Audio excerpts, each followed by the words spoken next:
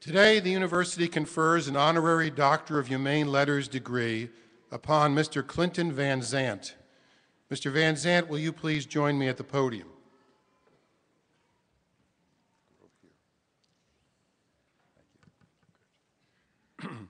As an author, lecturer, well-known television and media personality, former FBI hostage negotiator, and criminal profiler, Clinton Van Zandt has been interviewed thousands of times for his pioneering work in the field of behaviorally oriented investigative techniques.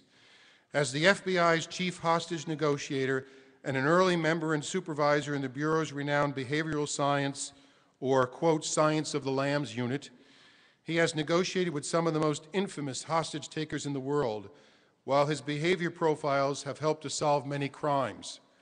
Mr. Van Zandt was the primary hostage negotiator during the 1987 Cuban prison riots and sieges at Oakdale, Louisiana, and Atlanta, Georgia, for the 1991 prison riot at Talladega, Alabama, and personally negotiated with Branch Davidian cult leader David Koresh, as well as with many national and international terrorists holding U.S. citizens hostage.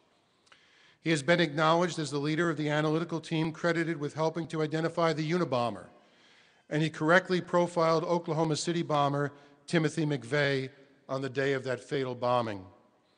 Mr. Van Zandt is an alumnus of this university, having received his undergraduate degree in sociology from SIUE in 1971 and later a master's degree from the State University of New York.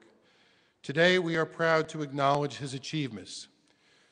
Mr. Van Zandt, in public recognition of merit and distinction, and after careful consideration by the faculty, the president, the Board of Trustees, and by virtue of the authority vested in me by the Board of Trustees, I confer upon you the Doctor of Humane Letters degree, honoris causa. Congratulations. Now, I think we're going to hit you.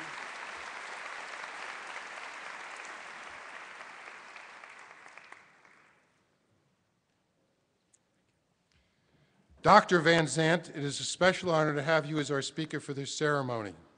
Congratulations. Thank you very much.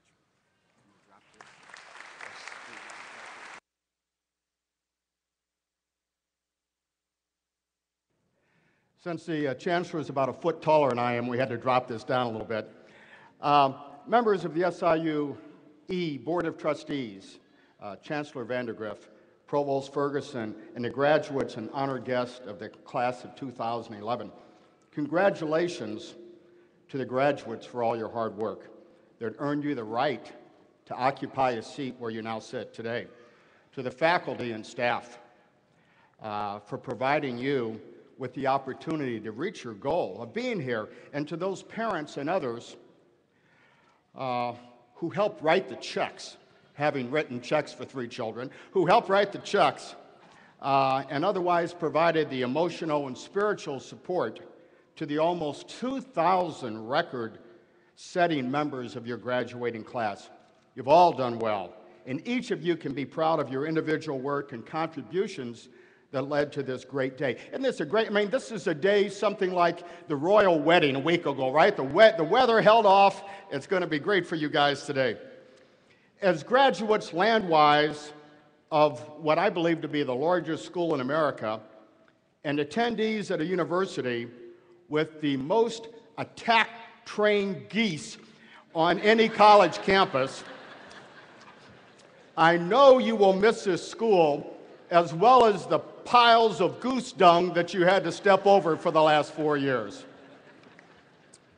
As you heard from the Chancellor, I also sat in one of your seats, in my case, 40 years ago. For the class of 71, we sat alphabetically, so where's the last row? Who's ever in the last row? Will you raise a hand?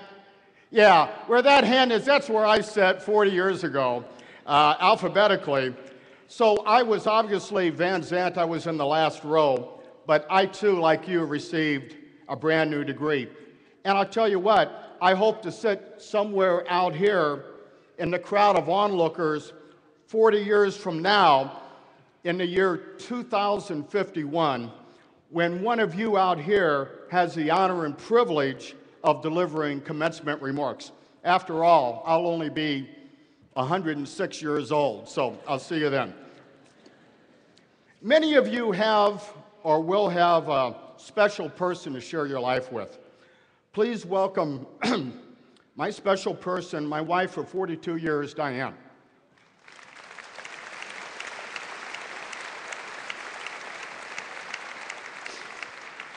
I want to talk to you today about overcoming adversity in your life and your future career. If you saw the recent 5-time Academy Award-winning movie, The King's Speech, you saw me as a kid. No, I wasn't a future king growing up in Granite City, Illinois. For as you might know, there are few castles within Granite City limits. I was, though, like King Henry VI, in that I stuttered from a very young age. I couldn't get a sentence out of my mouth without saying it over and over in my mind. And even then, I still fumbled over the words. You know, I stand before you today as the FBI's former chief hostage negotiator, something that required me to talk criminals and crazies into surrendering. Although my wife used to say, why can't you get our 16-year-old son to take the trash out? Different skill sets, folks. All right. And as someone who's done over 5,000 national and international television and other media interviews, in my case, my stuttering forced me to take speech classes that not only helped me move beyond my own personal challenge, my thorn in the flesh, but also gave me the experience and courage to speak publicly, something that I would have shied away from. I learned the hard way that your greatest weakness for any of us with hard work can be one of your greatest sources of strength. I also stand before you as someone, as you were told, with an earned bachelor's and master's degree. Hard work like every one of you did. What you don't know about me is that I also stand before you as someone who flunked out of undergraduate school twice. Kind of makes you wonder what I'm doing here today, doesn't it? Many years ago, Eastern Illinois University and later SIU Edwardsville found my academic achievements, well, to be a little less than stellar. I remember the kindly SIUE counselor who suggested to me, young man, not everybody's cut out for college. And perhaps you'll find a career in the steel mill like your father and his father before him. While honorable work, the reality was that after working summers in a steel mill, I knew I didn't have the back to do that for the rest of my life. But I desperately wanted to do something else. In my case, I wanted to be an FBI agent. But I had to face my own reality. I had no money. My parents had no more to give. I had a grade point average equal to the guys you saw in the movie Animal House. And there was just no clear path to my future. I had no dots to connect. As a precursor to my impossible dream, I took a job with the FBI in St. Louis as a GS2 file clerk. Folks, it doesn't get any lower than that. I still have the 1964 letter I received from the legendary FBI director, J. Edgar Hoover. And no, to my knowledge, he didn't dress in drag, offering me a job that paid $315 a month. This lasted about a year, and with the Vietnam War and the potential of a military draft breathing down my neck, I took the suggestion of a local FBI agent. Join the Army, he said, and become a special agent in Army intelligence. Said I. Army and intelligence. You know, even then a contradiction in terms. So at the advanced age of 20, I took the appropriate test, somehow passed, and found myself in military intelligence school. It was there I also found that all of my peers were college graduates, just like you. Everyone was a college graduate except for me. 2 or 3 weeks into the program, I was called into the commander's officer. Mr. Van Zandt, he said, it has come to our attention that you're not a college graduate. Well, in my mind, I thought, a little slow on your part, sir, but anyway. But instead I replied, I never said I graduated, but indicated I attended Eastern Illinois University and SIUE, and that I had worked for the FBI. Said to Colonel, son, we have never had a military intelligence agent without a college degree. Never. He did confirm, however, that I was ranked number 2 academically in my class. The small opening that you or I need in a situation like that. I quickly asked him to make a deal with me. I probably should have sold used cars instead of becoming an FBI agent. But I said, Colonel, let me stay, let me keep my academic standing, and if I do keep it, let me graduate with the class. This crusty old bird, Colonel, looked me up and down and said, you better not screw up, and I'll get out of here. 16 weeks later, I graduated number 3 in a class of 40. But quickly learned, folks, the Army always wins. This one, my classmates were getting plush jobs across the U.S. and across Europe. And of course, when it came to me, Zandt, Vietnam. And away I went for the next year to a distant war not of my own choosing. Funny thing about war, you never, as probably some in your class know today far too well, you never come back the same person, never. Returning to America in late 1967, I met my future wife, Diane. We were married in a year, just meeting my requirement that you should know somebody for 4 seasons before you marry them. I'll talk to you later about that one. We got out of the Army and moved to nearby Troy, and I returned to SIU Edwardsville, where I had the GI Bill, an Illinois military scholarship, and a student job on campus, all of which I will be eternally grateful for. Diane worked nearby. We paid $105 a month for an apartment, and I was finally able, like you, to make the grades I needed to graduate. In my case, I graduated in June, joined the FBI in July, and we had our first of 3 children in August. A busy summer for any couple. You see, had I accepted my failure at Eastern Illinois University and initially at SIU Edwardsville, I never would have joined the Army and given them the chance to screw up and let me into the intelligence corps. And if I hadn't had that experience and the accompanying tour in Vietnam, I would have never met Diane in Chicago, much less become an FBI agent, both of which proved to be my 2 best choices in life. Dumb luck or just a plan of God? I don't know. But I do know if you have a dream, you cannot give up on it. They slam a door in your face, find another door. You need to keep knocking and expect you're going to get a little blood on your knuckles. Somebody tells you no, keep asking until somebody says yes. Remember, find who you love, what you love to do, and just go for it. You and me, ultimately, we're the sum of our total experiences in life. On Oprah Winfrey's TV show a few years ago, she leaned over to me and she said, I understand you were kidnapped at age 7 by a child predator. Can we talk about it on the show? Well, knowing that there's only about 15 million people watching, I thought, sure, we can do that. And so we did. With me sharing how as a young boy, I let this stranger talk me into taking his hand, and as he walked me into a dark old garage a block from my home, ostensibly to show me some newborn puppies. You know the rest of the story. There were no puppies, only a demented man bent on doing things to me as a boy of 7 that I couldn't imagine. I remember that as he took off his belt and lunged at me, he missed, probably a combination of drunk, dumb, or worse. At the age of 7, I still knew I was over my head. So I took my cue, ran from that menacing garage, never looking back. I made another mistake, though. I never told my parents. In fact, I never told my mother for 50 years what had happened. But see, I learned as an FBI profiler that the average predator of little boys will offend 150 times before he's brought to justice. You've got to, yourself, if you become a victim of a crime, and your children, they need to come forward with that. As I told my story to Oprah, she said, and isn't that the reason why you became an FBI agent and worked as a profiler? That'd be a great story, I said, but I can't say that was my only reason. Yet it was, for me, another example of adversity that would shape my life and the type of adversity that may shape yours. Einstein once said there are only 2 ways to live your life, as if nothing is a miracle or as if everything is a miracle. I kind of like miracles. We all go through tough times and experience challenge and adversity for one of 3 reasons, folks.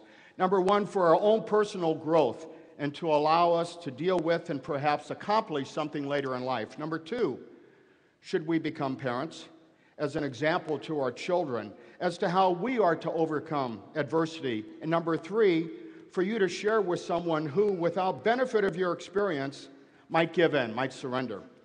A few years ago, a young woman came up to me in a restaurant. Mr. Van Zandt, she said, you don't remember me, but you spoke before my high school class a few years ago, and you talked about how you flunked out of college on numerous occasions. I wanted to say it was only 2, but I let her go on. Well, she said she had always wanted to be a teacher, but like me, she had flunked out her freshman year.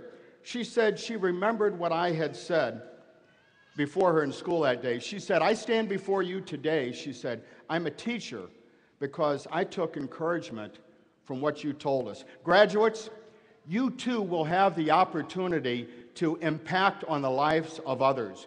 Do not miss that chance. After SIU Edwardsville, the FBI took me to many places over a quarter of a century, all across America, at times into the jungles of the world, the dark alleys, trying to find and rescue kidnapped Americans who were held by terrorists. Then to the Behavioral Analysis Unit, where I worked serial killer cases until 1995, when I knew it was time to retire. Well, not really retire, but just like all of you today, to move on to the next chapter in our collective book that we all call life. As was indicated, shortly after retirement, I had the opportunity to help identify the so-called Unabomber, an elusive murderer whose crimes prior to the events of 9/11 resulted in the largest law enforcement investigation in the history of America. Working with a small team of civilian analysts, we identified Ted Kaczynski as the Unabomber, and after 2 decades, this invisible killer was brought to justice. The media quickly learned of my role in this case, and in minutes, I was up to my neck in reporters and interviews. This was my first experience with the media, one that continues today. But back then, one of my first experiences was with talk show host Larry King. Sitting on stage with Larry King before only about 10 million people, Larry leans forward and he says, during our live interview, what should you do if you think you have a mail bomb? Well, you could check the postage, I said. See, bombers don't want to get a return to sender, so they put a lot of stamps on a mail bomb, okay? They want to make sure that thing keeps going. No, said Larry King. What should you do if you think you have a mail bomb? I didn't know what he's talking about. So at that moment, our 2 sons, then ages 20 and 24, are sitting right in front of us in the studio. And I know you can't imagine this, but both boys began to laugh. I mean, Larry King is busting their old man's chops, and they are having a good time with it. I'm looking at them, I'm looking at Larry King, I'm looking at the camera, I'm panicking at the thought of how many people are seeing me choke up. And I said, well, Larry, you could always have your kids open it first. Larry King, he's doing one of these. He's coughing and gagging. The color of his face seemed to say, how could you say such a stupid thing? Folks, I learned another valuable lesson in life right then. Once you say something publicly, you cannot get those words back. You can chase them, but they are gone. Just like a shot out of a gun, those words are gone, and you live with them. Weeks later, people would call me up and say, hey, I saw you on Larry King the other day. That was really cool. Would you let your kids open a bomb? In the case of at least one of my sons, I might have, but that's another story again. Another lesson learned the hard way. So let me leave you today with a few thoughts, some ideas that I've learned the hard way in life that hopefully you won't have to learn the same way. Number 1, handle rejection and failure as well as you do acceptance and achievement. Number 2, take joy in the success of others. Your success is just around the corner. Number 3, never forget where you came from, as your past has helped to form the person you are and the person you will be. Always give life and circumstance a second chance. Failure is fleeting, and success is usually lurking nearby. Take notes on your life. Everyone's life is worthy of a book, but few take the time to write it. I'd like to see you write that book. If it appears inevitable that in your professional life you're going to be chosen for an undesirable task, volunteer for it. All around you will have to admire your positive attitude, and after all, you may as well get some credit too. Travel and see the world. You'll gain a new appreciation for where you live and what you have. I've been to India twice and South Africa once in just the past month. I continue to appreciate our world and especially the country that we live in. Folks, fight fair, but always fight to win. Otherwise, it's not worth the fight. And finally, let me leave you with a short story. Centuries ago, there was a very wealthy man. He had many workers, many animals, many thousands of acres of land. One day, one of his workers ran up to him and they said, "Sir, one of your donkeys has fallen into a dry well, a deep, dry well." So the owner walks over and he looks down this deep hole and he sees the donkey in the bottom. He says, "Well, it's a dry well. It's an old donkey. So just fill the hole with dirt and bury the donkey at the same time." As the workers gathered at the well and began to throw shovel after shovel of dirt into the hole, a strange thing began to happen. Soon the workers saw the donkey's ears coming up. Then they saw his head coming up. Then they saw his shoulders coming up. And then the donkey stepped out of the hole and walked away. You see, the donkey somehow knew that to survive in life, we all must take the hit. In his case, as the dirt was thrown down on him, shake it off and step up. Ladies and gentlemen, no matter what life throws at you, always remember the donkey who took the hit, shook it off, and stepped up, and you too can get out of any hole you find yourself in. As you leave here today, do so to make this a better world for all of us. And like my proverbial donkey, never let anybody make an ass out of you. God bless you. Thank you.